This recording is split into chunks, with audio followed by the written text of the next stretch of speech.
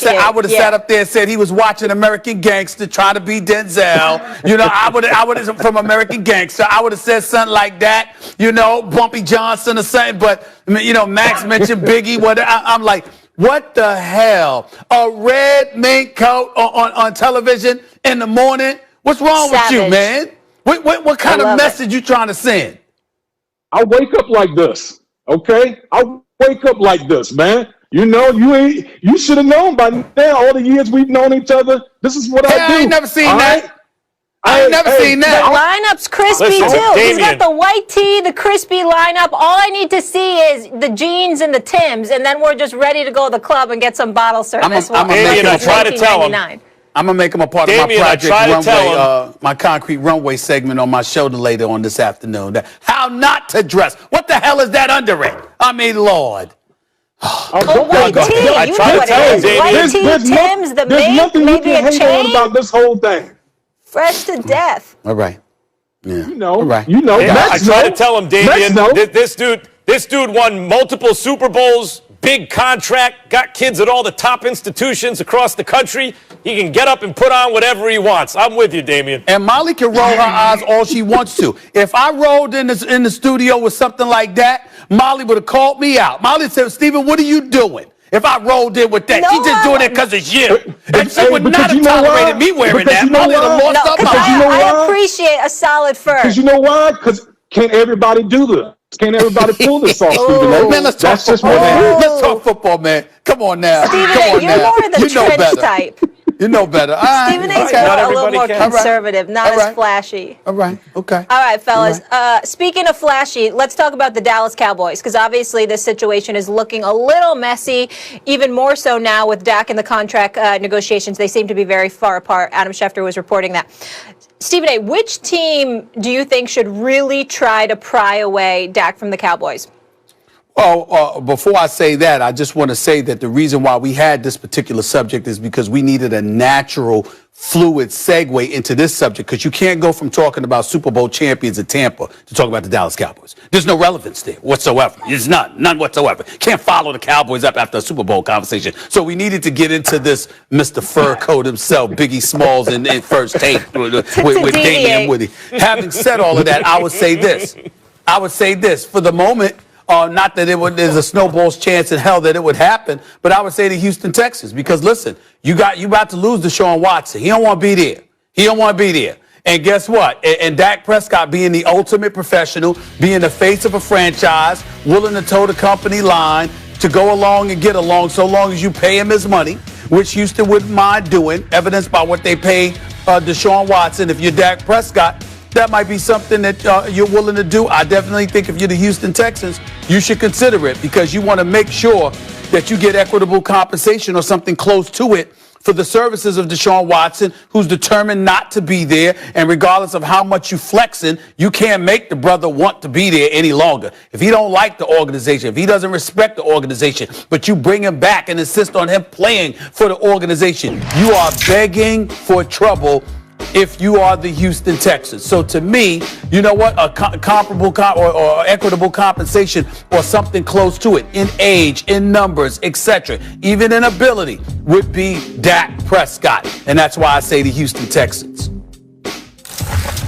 Yeah, I mean, I thought a couple weeks ago I mentioned that wouldn't be a bad swap, actually. I mean, they can't trade Dak at the moment because they need to sign him to a contract in order to trade him. But I think that makes a lot of sense, actually.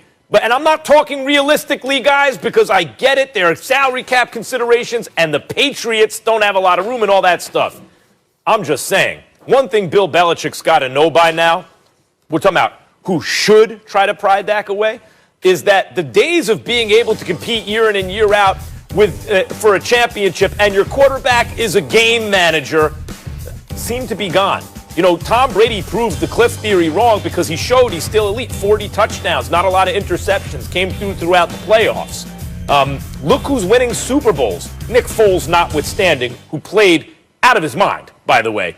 And Carson Wentz got a lot of the way there. Patrick Mahomes wins Super Bowl. Tom Brady wins the Super Bowl. Aaron Rodgers gets to the NFC championship game. He's not going to be able to do it with a second-rate quarterback. And Cam may still be good. Like, let's see when he doesn't have COVID and he's not coming off surgery and all this stuff. Let's see. But one thing we know is Dak is good. Dak is already very good. I'd like to see, I saw what Brady did with a loaded team. Let me see what Belichick can do with a quarterback, right? 7-9 with a lot of good wins, really without one the way Cam was throwing the ball this year. And from Dak's point of view, he's in a kind of dysfunctional place. He's in a circus. He's in a carnival. They're America's team, right? But not really. That's by reputation. In reality, the Patriots the last 20 years have been America's team. And that environment is a professional environment. I would love to see what Dak can do in that environment and what Belichick could do with Dak. However realistic it is that they could actually work it out. We're asking should. I'd love to see it. Yeah, for me, man, I'm going to go with the San Francisco 49ers for a couple reasons. Number one, just Kyle Shanahan, one of the best play callers that we have in the National Football League. His ability to squeeze out the most out of a quarterback and put a quarterback in the best position possible. I don't know many offensive-minded coaches that have the requisite skill set that Kyle Shanahan has with quarterbacks. I mean, you could go down the list, whether it's Matt Ryan and RG3 with the Washington football team going back a little bit. This man knows how to put quarterbacks in great positions. One thing we talked about with the Dallas Cowboys as it relates to Dak Prescott, one aspect they never really utilized or underutilized was his ability, his mobility. And in the Kyle Shanahan offense, that's the skill set that is utilized on rollouts and bootlegs and all those RPOs, all those things that you see the modern quarterbacks are doing today. You would definitely see that utilized under Kyle Shanahan. And then lastly, for me, you look at the NFC West, that division. Look at the quarterbacks in that division right now. You got Russell Wilson. Okay, you got Matt Stafford, who came over via trade from the Detroit Lions, and you got Kyler Murray. Okay, the one thing you look at, Jimmy G was good, but he's not good enough to elevate the San Francisco 49ers to that level where we think, oh, they're a Super Bowl contender. You put Dak Prescott in that offense with Kyle Shanahan and the pieces that they have offensively, now we're talking about the San Francisco 49ers legitimately being one of those top teams in the NFC conference. Yeah, I agree with that. I mean, Deshaun Watson gets to San Francisco, and you talking about Nick Bosa getting back. You talking about Deebo Samuel being healthy. Mm-hmm. You talking about Monster and those crew and their running back crew getting together with Kyle Shanahan calling plays. I definitely think their defense is going to be back on top. Although I would tell you, losing Bruckner in the offseason after the Super Bowl, and I think, where did he go? Indy? If I remember correctly, he went to Indianapolis. Yeah, he's in Indianapolis. That was a tremendous loss. They should not have messed with that front four at all. They should have made sure they kept them brothers intact to make sure their defense remained as ferocious as it was. Now, they were still good this past year, despite their troubles. But still in all, if you had left them intact and Bosa had never gotten injured, the 49ers are monsters, no question about it. So Deshaun Watson going there is a gimme. I just don't think that equitable compensation would include Jimmy Garoppolo. I don't think Garoppolo is in his class. I think Dak Prescott is. That's the difference. No, Garoppolo has been in a Super Bowl pretty recently, one healthy. The one thing about Garoppolo is if you look at his team's records with him and without him, they are markedly different. He wins. He almost never loses when, they almost never lose when they have him, and they almost never win when they don't. So I think maybe a lot of that is Shanahan, and before that he had Belichick and McDaniels. I get that. But I think Jimmy Garoppolo's stock is a little bit low now. Maybe not the time to sell on him. All right. One other thing I want to get into, by the way, I didn't mention this. I'm very observant, Damian Woody, if you didn't know that. Is that a Michelangelo also behind you? Yes, I think it is. I mean, I don't even know. I can't tell all my secrets, Molly. I mean, I would think I have good taste. The artwork too? Cool. Can I come over to your house? I mean, unreal. You know that's the wife. All right. I mean, come on now. That's not it. But still, it's solid. Yeah, there's just a lot happening in this single shot. There's just a lot of money right there. That's what All you were right, supposed to guys. say. Another quarterback topic I want to get to. The latest news out of Houston is that former Texan team president Jamie Roots has resigned after 20 years with the organization. This is the latest shakeup in an offseason that has seen the hiring of a new GM and new head coach. Max, I'll start with you. Do you think Deshaun Watson should be worried about his situation with the Texans now? We know he wants out, but possibly that it might not happen. Not yet. There's only the show, the Le'Veon Bell situation where an owner wants to make a point because basically ownership, including the commissioner, like the league, wants to show players, stay in your lane. But we've seen player movement here. By the way, Tom Brady, first of all, got someone shipped out of town and then chose a new destination. Deshaun Watson seeing this. I think what's happening in the NFL is because of all the rules changes favoring the quarterback. Elite quarterbacks, not just any quarterback, but elite quarterbacks who really make a difference have the kind of leverage now because they have such an effect on the fortunes of a franchise that NBA stars have. They've never had it until this point, but I think they do now. Brady just showed it. Deshaun Watson, Russell Wilson's starting to make some noise. Guys who can really affect the fortunes of the team. It's going to be hard to keep them if they don't want to stay. And considering Adam Schefter last week said 18 is the over-under. 18 for teams with new quarterbacks, and he'd take the over? It's hard to, the musical chairs has just barely begun. And I don't think Deshaun Watson's going to be left without a seat.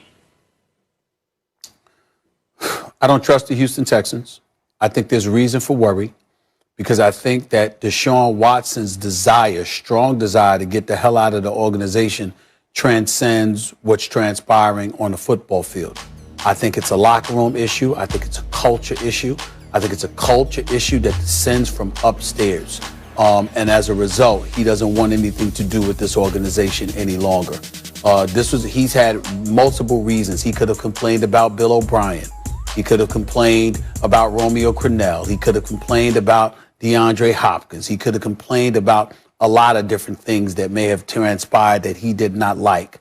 But the timing of this speaks volumes. And you could say that the last straw was DeAndre Hopkins and him finding out about it, but not from the organization, at least immediately upon DeAndre Hopkins being traded. You can bring up all of those things. But the reality is that the way he is acting and how dark and silent he has gone, I think it speaks to something that has transpired between him and the organization, how he has been treated.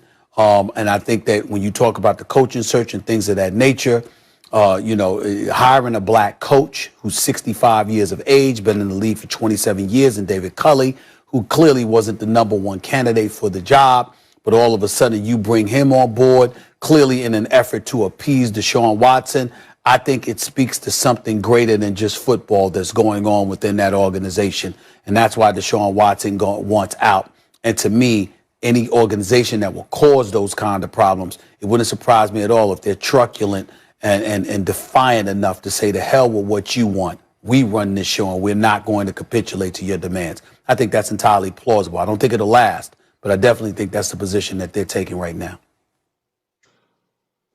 Guys, I'm not worried about Deshaun Watson as far as it relates to the Houston Texans, because I look at the Houston Texans and a lot of these sports franchises, they care about the PR noise, the PR battle. And when you look at the Houston Texans over the last several months, they've just been getting battered and abused as far as the PR is concerned from the whole Jack Easterby, his ascension to power and all the power struggles within the organization from key personnel. And I'm not even talking about guys on the field. I'm talking about support staff, people that worked with that organization for a long time, that are highly thought of, that have left that organization.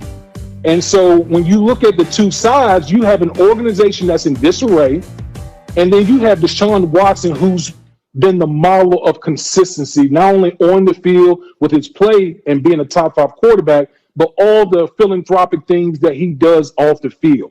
I mean, there is not a character blemish as it relates to Deshaun Watson. So if you're the Houston Texans, do you really want to force this man's hand? Because let this be clear.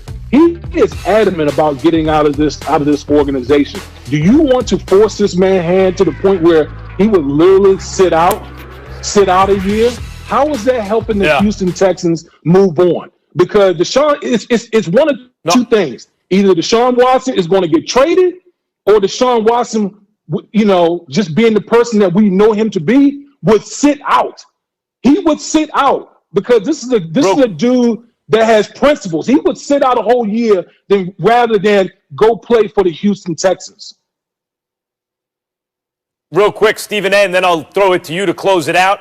Let me just say, I think what the Texans are doing right now is it's a little bit of a James Harden situation we saw with the Rockets, but I think what the Texans are doing is Deshaun goes public. Hey, I want out. Now teams aren't going to make their best offer because he's got to be traded. So the Texans are sitting there. Stafford is 2 firsts and a third with Goff.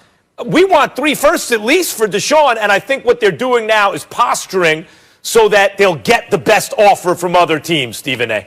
Yeah, I don't disagree.